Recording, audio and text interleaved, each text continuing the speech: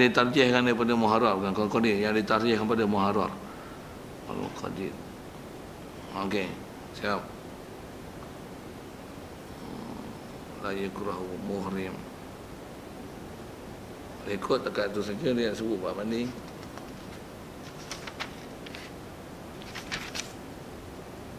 Ada soal tu? Baik.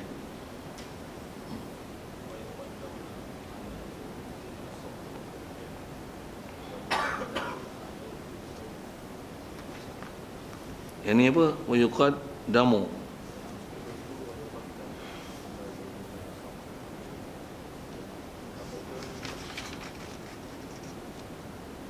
Wa yuqaddamna ala zawji fil asah. Wa yuqaddimu alaihim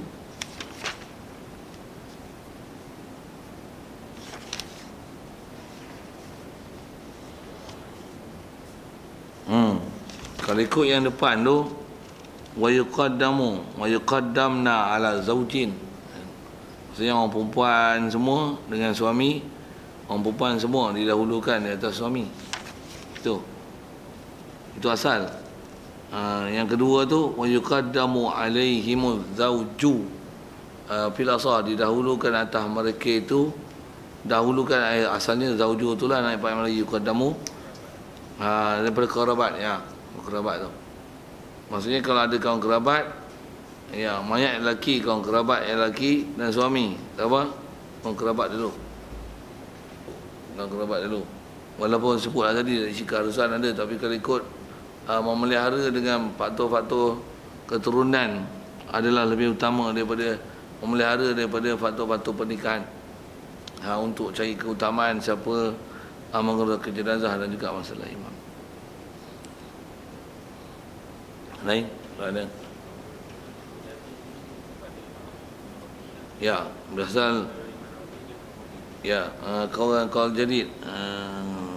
Jadi asal jadid, wal jadid tu asalnya dia lah apa kata Imam Syafi'i ketika dia berada di Mesir. Itu kaul jadid. Apa sebut? Jadi kaul jadid tu, yang tu ialah pada perkataan Imam Rafi'i tu. Jadi yang pasal dia kata qultu. Itu yang Nawawinya usul kitab macam ni lah.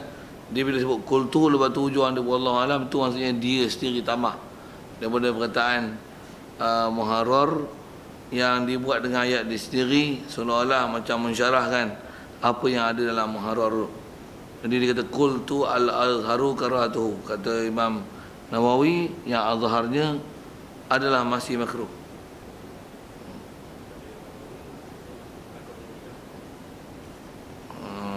Maksudnya dia tak pakai jadi anahu la yukrahu fi ghairi muhrim.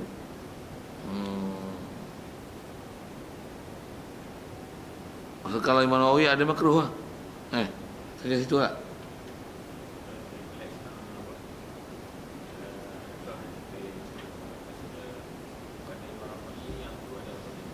Okey. Oh bukan. Kaul jadid ialah kaul jadid, tapi kaul jadid itu Imam Rafi'i mengatakan itu kuat. Tapi kalau ikut Imam Nawawi, kalau saya kata qultu azharu karatu tu tarjah Imam Nawawi, kalau ikut di sebalik daripada kaul jadid Syafi'i. Tu sebenarnya. Jadi bila kaul jadid Syafi'i itu sama dengan muharrar, maksudnya Imam Nawawi pada dia masih ada makruh. Walaupun atas kaul jadid. Ada lagi? Ya. Edah, kalau edah mati lah 4 bulan 10 hari lah.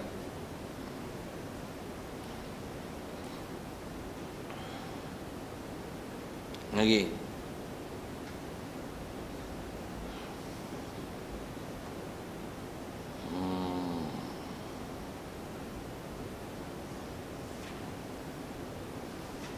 Siap. Faslun. Wa yukaffinu bima lahu lubsuhu hayyan.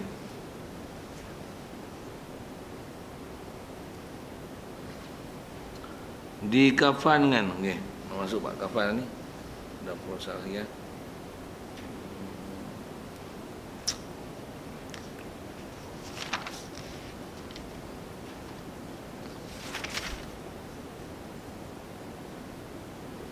Cuma sikit kalau sebelum kebak kafan tu. Pasal orang tak tahu, saya banyak tempat duk tengok macam ni lah. Selalunya bila lepas mandi kadang mandi memang seorang 3 orang itu je lah. Ada satu adat Melayu ni kadang bila katalah yang mandikan mak apa dan sebagainya, dia akan panggil siapa anak-anak, selalu dia panggil anak daripada yang terdekat dengan si mati, buat apa? Jurus, panggil, ni jurus lah yang abang last. Macam mana? Kalau saya kata gini, kalau memang dia orang urus tu tak apa lah. Urus pun kalau kata anak ada 20 orang, tak saya suruh 20 orang. Yang patut yang untuk urus je lah. Kalau kata 3 cukup 3 lah. Kalau padan seorang tu kata tak payah apa tolong aku seorang selesai padan lah. Pasal dia bab nanti ada Islam buka dan melihat apa yang kadang-kadang tak patut dibuka dan dilihat tu. Jadi tak payah panggil semua. Jadi bila dah selesai seorang dah selesai cantik dah tu, saya tengok panggil lah seorang je kuih. Pasal nak cari curusan terakhir. Macam mana tu? Sebut tu lah. Kalau ni sebab kitab saya mengaji, tak rasa jumpa kitab. Cuma kalau buat macam tu, kau ada dapat syafaat apa yang ada? Tak ada ni. Untuk amalan macam tu macam mana tu? Atau tinggal. Walaupun kalau kata ramai itu sikit, kalau ramai kena anak pun ada, cucu ada, semua mahram dia ni. Dah. Ambil seorang sikit lah lagi mandi, Jukui. Last. Nak habis Tok Wan mandi pun jenuh dengan cucu 40 orang. Anak ada 18. Sikitlah, sikit saja pun agak banyak tu. Macam mana pun nak kata ada ke persyariatan tu. Siapa yang dah mandi tu, dia mandi kan. Semua naik kapan. Tak payah panggil pergi mandi semua lah. Tu. Mudah saya nak kata gini sikit. Adalah kita ada anak kita berak. Adik anak kita hak besar ada 6-7 orang. Takkan bagi 7 orang bagi basuh berak adik. Seorang dah lah. Tu dah basuh berak, nak bagi setiap orang merasa basuh berak kan. Fine, pegang muka adik yang satu. Itu sikitlah kan kita profil lah bahasa pegang muka tu. Yang tu lah. Ada. Cuma Melayu ni dia mungkin dia punya sensitiviti kejiwaan ni dia besar sikit kan. Jadi dia nak kasih sayang, nak last. Dia suka last tu. Last cium, last datang, last. Itu yang last ya, yang masa biasa tak ada pun. Ngaji pun yang tu tengok, last ada. Awal ada, tengah tak ada. Dia suka last kan, ujungnya tu. Sikit usik-usik tu. Tapi kalau ikut tak ada, saya sebut tu pasal saya sendiri, kalau arwah tok tu, cuma ayah tak ada pun itu. Pasal tempat tu bagus. Orang tu mengaji ilmu di situ cantik, saya suka dia. Kalau tempat tok meninggal, saya tok meninggal tu Penang, panggil Allah kita mengaji. Allah ni cucu-cucu dia ni. Alah, cucu pun cucu sudah tu. Bungkus lah. Dia nak suruh panggil ke? Panggil. Tambah ni anak jantan ni, cucu jantan ni. Ni kena jurus. Ya Allah. Awak tu masa tu saya kecil pun SPM lah, tapi taklah dengan ngaji cekang ni masa tu. Tak apa nak berani dengan nak melawan. Main belakang ni, nak belakang ni dia lawan. Okey, macam mana pun nak sebut tu lah. Jadi kebiasaan tu tak payah buat. Terima sikit kan? Ustaz, ya. satu lagi last mandi tu. Itulah, yang tu pun dari segi ada atas dengan ulama. Kalau sebut dalam atabah kitab kan, pasal bolehkah menulis ayat dari situlah. Bolehkah menulis ayat Quran pada kain kafan? Sama ada kain kafan ataupun tulis di dahi. Kalau tulis di dahi, tulis tak lekat kan. Tulis kat kain kafan macam mana? Boleh tak? Atau masyhur sebut dan bahas. Tulis pun boleh tulis dengan air. Dan kalau ikut bukan tulis di dahi. Kalau nak tulis di kain kafan. Tapi tak boleh tulis dengan istilah dawat kekal. Tak kekal, tapi dawat tak boleh. Tulis dengan air. Dawat kekal ni faham mengundi pula. Tak faham sudah. Maksudnya gunakan air tulis la ilaha bismillahirrahmanirrahim, la ilaha illallah. Pasal apa? Pasal kalau ditulis dengan benda kekal, khususnya pada kain kapan nanti kalau mayat tu pecah busuk, dia akan istilahnya meletakkan ayat Quran pada tempat kotor. Ulama jagalah semua tu.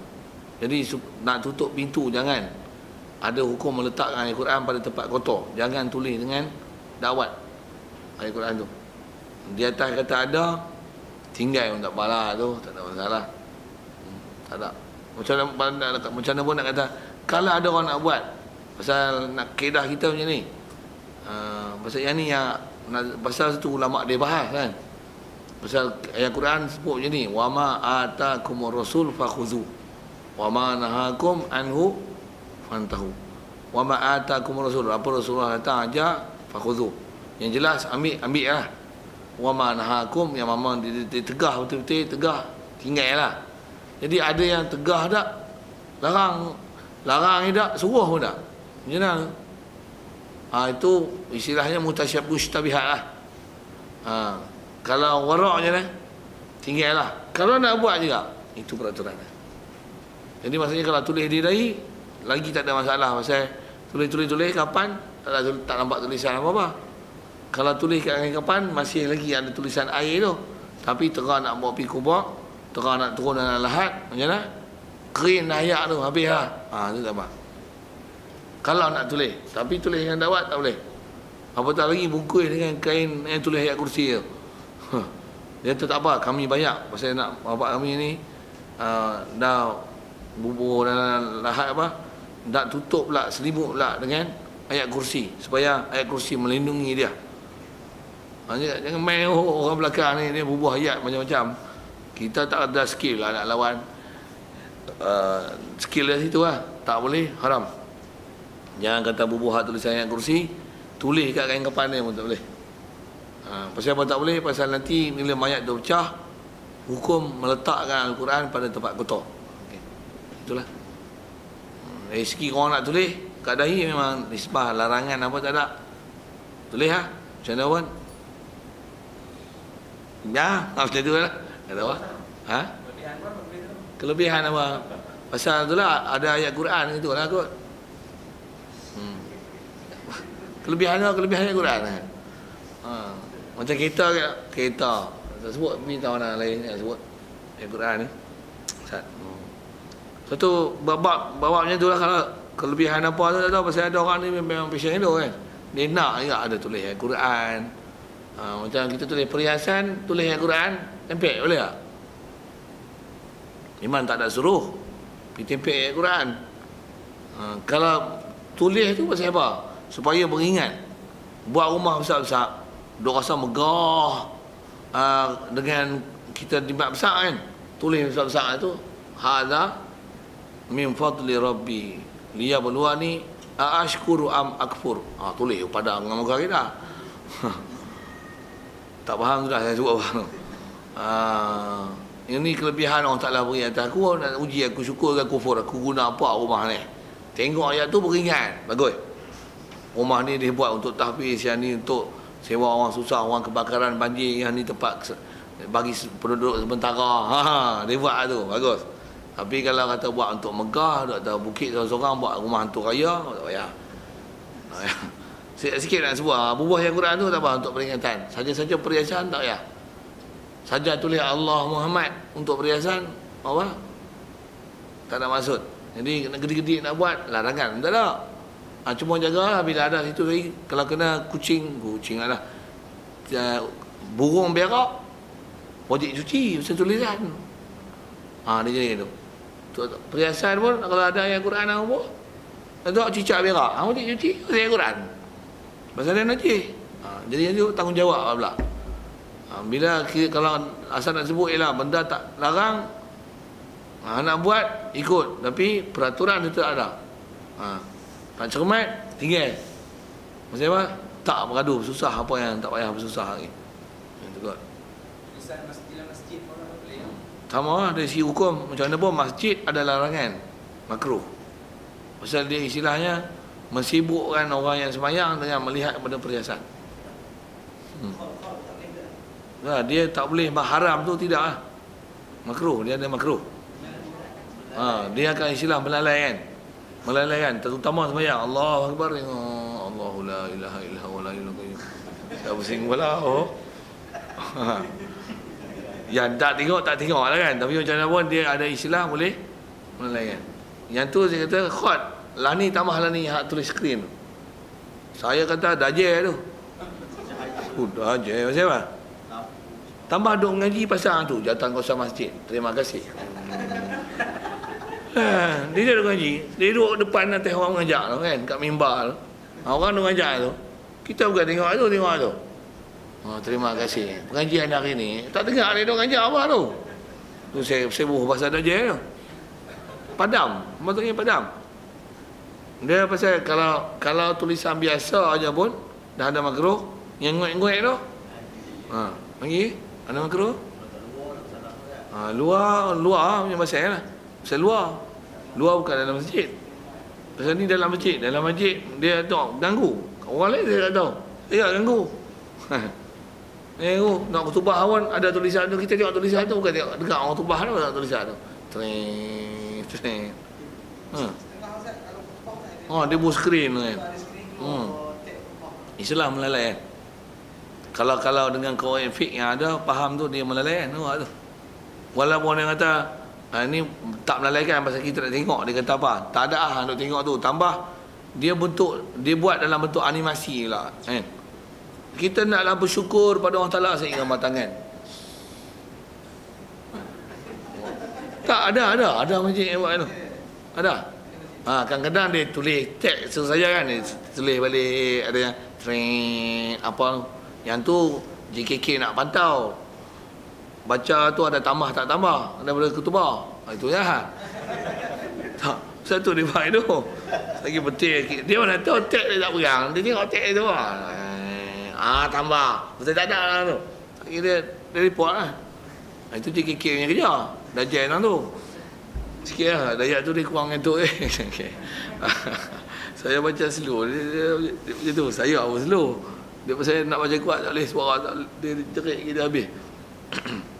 Apa saya nak sebut. Jadi kalau yang berjalan tu mengaji memang kalau tutup lah. Tak ada maksud pun. Nak buah luar tak apa. Luar tak apa. Pasal luar dia bukan masjid. Orang luar tengok tak ada masalah. Tapi orang duduk dalam masjid memang istilahnya karu dan ganggu.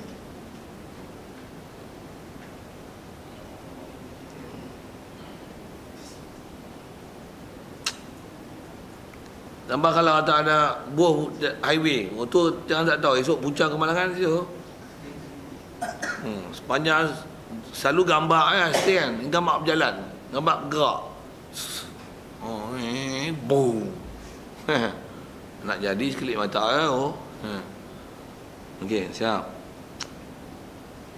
Alat canggih pun otak pula jadi bodoh. Okey, siap. Selesai. Saya buat mandi sikit lah hak tu tadi. Ada apa lagi tu?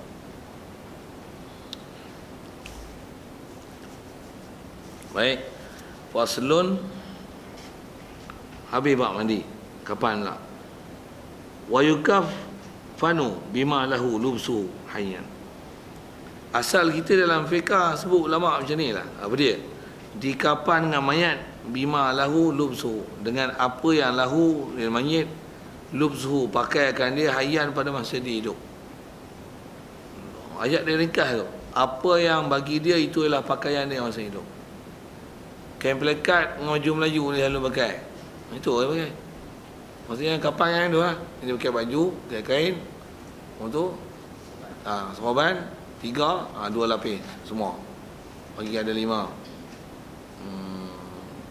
Ni kadang kawan dah lah anti serban.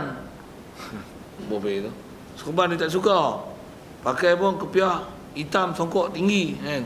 Mati pakai kepiah pun serban. Alah. Tak faham tu dah buat apa. Artis kadang tak tudung apa tak pakai. Mati. Pakai tudung bungkus elok. Alah. Macam mana pun kalau dah tak ada yang tu keedah dia apa? Maksudnya tutup 3 helai tu perak-perak, bungkus macam coklat tu ikat sudah. Pasal yukafanu bima lahu lubsu hayyan. Itu habis sebut kasak lagi kan. Sepatutnya bukan kira mati ya. Ingat macam Mak Saleh lah tipu-tipu orang. Mak Saleh memang tipu. Dia tipu apa? Nak mati tu dia memang ada dekat keranda dia tu dia ada satu lubang. Nanti last sekali padri main bisik. Orang semua dah balik dia akan bisik Dia apa? Kalau melengkat muka nakik datang kat hampa kat Amor nanti, kat Hang nanti. Kalau dia tanya, ni katalah aku hidup kat dunia ni hanya berpura-pura belaka aku beriman dengan Allah, aku ikut Nabi Muhammad sallallahu alaihi wasallam. Ni padri ya cerita Padri yang masuk silap ni dah. Ni tu. Padri yang cerita Padri siapa dulu? Masa dah mati, orang mati. Orang-orang dia mati ya. Semua orang Kristian yang mati tu. Orang semua dah balik tinggal dia. Dia akan cakap tu. Dia memang kat coffin, kat keranda dia tu, dia akan buat satu lubang. Untuk pergi buka, pergi bisik cerita. Lepas tu padri punya version je tahu. Orang lain tak tahu. Padri yang cerita ni, kita mana nak kata kita akan biasa jadi padri. Okey, lawak biar tu kan. Okey, siap. Apa dulu nama padri tu? Ustaz Kamaruddin dia antara cerita tu. Okey, siap. Begitu juga yang baru ni keluar dalam WhatsApp tu. Ni apa? Yang Sami Hindu masuk Islam tu kan. Dia kata jangan makan papadom dengan capati kah? Tosek. Kalau capati papadom goreng dengan minyak berjawak. Tosek ada samsu apa kan? Nak pergi masam tu. Saya memang ada benda macam ni dia mahu cerita. Kita nak tahu. Itulah nak sebut tentu lah. Okey. Jadi asal pakaian nak kafan dengan apa? Bima lahu lubsuhu hayyan. Siap.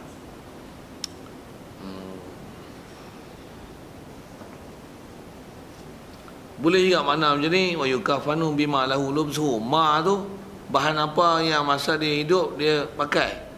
Orang ni pakai cotton. Jadi kafankan ni kan cotton lah. Yang ni tetron lah. Macam tu lah. Jadi tak payahlah pergi cari mamah yang susah-susah. Pasal masa hidup pun itulah yang dia pakai. Jadi kapan pun kapan tu lah. Siap. Wa qalluhu saubun wala tunafazu wasiyatuhu bi isqati. Baik, sekurang-kurang kafan adalah saubun, adalah selai kain. Masuk saubun, selai tu selai kain yang menutup semua badan. Itu istilah saubun tu. Saub dengan makna selai kain yang menutup seluruh badan. Itu saub. Itu masuk saubun tu. Sekurang-kurangnya selai tutup semua. Itu hak mayat yang mesti ditulis. Wala tunafazu wasiyatuhu bi isqati. Tidak diluluskan wasiat mayat bi isqatihi dengan menggugurkan akan dia akan saub. Kalau dia kata kalau aku mati hampa tak salah susah-susah buang-buang kain kat aku orang jantan aurat aku antara pusat dengan lutut lah. Hampa orang pakai seluar tu bagi tak nampak pusat, tak bagi nampak lutut. Yang lain tu body biar-biar ulat makan rupa tu lah. Warok kau tu kan. Dia wasiat tu tak payahlah bungkus-bungkus. Bubur tu longgok tu buka balik ada bungkus tinggal seluar dah. Dah. Macam mana? Wasiat tu tak dilulukan. Pasal selai pakaian menutup seluruh mayat adalah hak mayat. Walaupun mayat menggugurkan dia. Faham benda tu apa dia? Wasiat bengong tak boleh lulus. Sebut tu lah, kena sebut ayat pasal itu. Tu wasiat organ, wasiat mata. Sekalipun kata dah buat tu buang, buat ayat bengong lah. Pasal kadang-kadang yang buat tu memang bengong. Janganlah waris pun bengong sama. Pasal bila dia kemukakan pada pihak berkuasa, polis dan sebagainya, kata ada wasiat macam ni, kerajaan tuntut tu. Mayat ni telah bersetuju untuk memberikan anggota dia kepada pihak kerajaan Malaysia gini. Mampu yang kena tuntut dia buka dia robek tu. Oh. Jangan buat bodoh. Kalau kita kena reti bab-bab ni. Kalau kita dah syarak dari mana boleh? Dia istilah wasiat yang maksiat good. Buang. Tak pakai. Tu mana boleh wasiat dengan menerima organ? Mana boleh? Mana boleh? Kaedah syarak tak boleh. Buka tu kata. Buka kitab-kitab ni. Kalau kita buka kitab-kitab lama, kadang-kadang ulama muktabar ni. Kalau buka ustaz moden ni, contemporary ni, yang tak cukup tanah nak lari ni, ikut dah ada yang sebut. Dia tak, ini adalah satu keperluan, boleh lah, inilah. Kalau dah nak kesian, makan ulat je buat apa baik bagi orang hidup pakai. Ini ya, dia buat ada jadi sedekah jariah selama mana jantung dia orang nak pakai, selagi tu dapat amal sedekah jariah. Dalam TV pun dia sebut dengan bahasa sedekah jariah. Dia kata sedekah organ ni ialah satu amal jariah yang tuan-tuan boleh buat bila dah mati. Duit pun kadang-kadang kita tak ada tahu. Tapi kita boleh bagi amal jariah kita, mata kita, orang masih boleh pakai walaupun kita dah mati. Kepala otak. Kepala otak tak mana? Bukan milik kita untuk kita bagi wasiat tu kan. Tu syarat untuk kita boleh bagi dia ambil. Adalah mesti benda yang milik. Itu syarat besar sekali. Satu, kalau saya duk ngaji lah, kalau tutup guru dulu ayat dia sebut mudah macam ni ya. Rambut pun disuruh ke bumi, suruh kapan, suruh tanam sekali, kuku ke apa ke, masa tambah orang perempuan kadang rambut duk luruh, duk kumpul, mati tu ke bumi semua. Kutit habis semua rambut dia duk longkok selit tani sikit, tepi pintu sikit, tepi tingkap sikit. Ada orang perempuan perangai tu, sapu-sapu sampah gulung kutit sikit, selit sana, selit sini. Mati kutit semua tu kanam sekali semua. Rambut pun tanam ni boleh tinggal jantung, buat pinggang masuk dalam peti sejuk. Buat pergi bantu orang apa ni. Kaedah kita pasal zaman sekarang dia lebih mementingkan kesihatan dan apa bala tu, jenis-jenis tu lah kan. Kaedah kita apa? Kaedah kita iman. Mati bukan ada masalah, yang penting iman. Demo takut mati, maksudnya mati semua masalah. Terbalik. Satu kita tak ada masalah, maka biulat bukan hak kita. Kalau kita kata pun bukan sah wasiat. Itu kira syarat. Zaman sekarang kalau memang penting kau tengok patah tu. Cuma kita kaji tengok tak tengok dalam TV ada tak ada. Saya ni orang yang tak jauh satu, saya tahu saya tak rajin tengok TV, tak biasa tengok TV lah ni. Ada pun pergi ke setengah kedai makan orang buka tu lah. Saya saja nak pergi buka TV tak pasal. Pergi pula tengok kedai orang nak tengok bola pening, tak pergi orang kedai. Beli mungkin bawa balik makan ni. Pening tengok, duduk situ. Wah. Kita dengan kita sekali kena cerit. Siap. Itu sikit cerita TV. Tunafazu wasiyah bisqat. Siap. Jadi kalau mayat kata tak payahlah kapan aku susah-susah. Tak okey. Kalau dia kata yang ni, hampa duk susah beli kain nak buat apa? Kain pun katalah mahal. Katalah itu. Semita esok RM100, RM200, payah tak ada. Katalah gitu kan. Mana tahu zaman tu boleh berubah. Betul kata apa, ambil tikar buruk tu, tikar buruk, kapet apa yang ada tu yang buruk tu, bungkus plastik apa ada tu, janji tak nampak aurat aku ni, bungkus gulung tu, tikar getah apa ada tu, golek tu, kapet belah ni ikat buat macam lepat tu, masuk. Boleh yang tu boleh apa? Pasal bungkus juga. Pasal bungkus juga. Macam mana pun tu yang ada dicari malubsu mimma lahu lubsu hayyan. Satu jenis orang pakai, kalau dia masih hidup memang pakai baju buat daripada tikar getah. Okey. Aku lah kalau ada kan. Dia ni memang baju dia semua tikar bengkuang. Jalan. Itulah masuk mahalahu lubsu hayyan. Jadi kalau memang pakai kain, jadi kapan kain enggaklah, istilahnya kain lah. Umum tu kain lah. Cuma kalau kain selalu dia pakai semita RM8. Buat kain kapan semita RM3. Padat lah tu. Padat lah. Nak kapal pun cari semeter RM8 tak? Tak, kita tak disuruh membelanjakan